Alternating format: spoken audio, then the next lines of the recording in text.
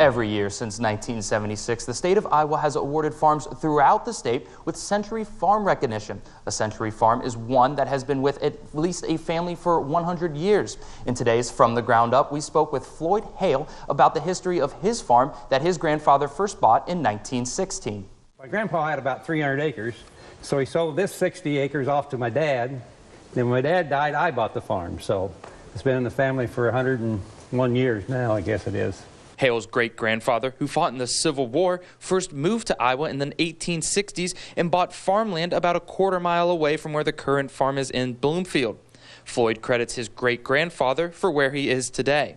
I don't want to brag, I'm not a proud type person, but it's nice to know that your great-grandpa, was here and took care of it, and he got us to start in this area. Otherwise, I don't know where we'd be.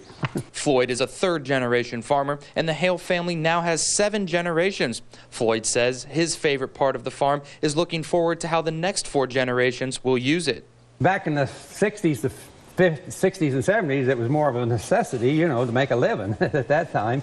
But it's nice now to know that the next generations can have it and have a place to come and have ponds to fish in and ground to hunt on and stuff like that. So it's just, it's getting to the point now where if you don't own the land, you don't get to use it for even for recreation. Hale is 73 and has seen American culture change a lot, especially people turning in their tractor for a laptop. And he would have liked to see more people keep their small farm so smaller farm communities could have survived. If you don't have small farms, you don't have communities. Back when I went to school up just a mile up the road to a country school, my whole 8th grade, or up through 8th grade, and you had a neighborhood, you had pie suppers, you had a lot of events right in an area. Now when you got such large farms, you don't have the neighborhoods like you used to have, and a lot of social events. Floyd's farm today sits on about 350 acres.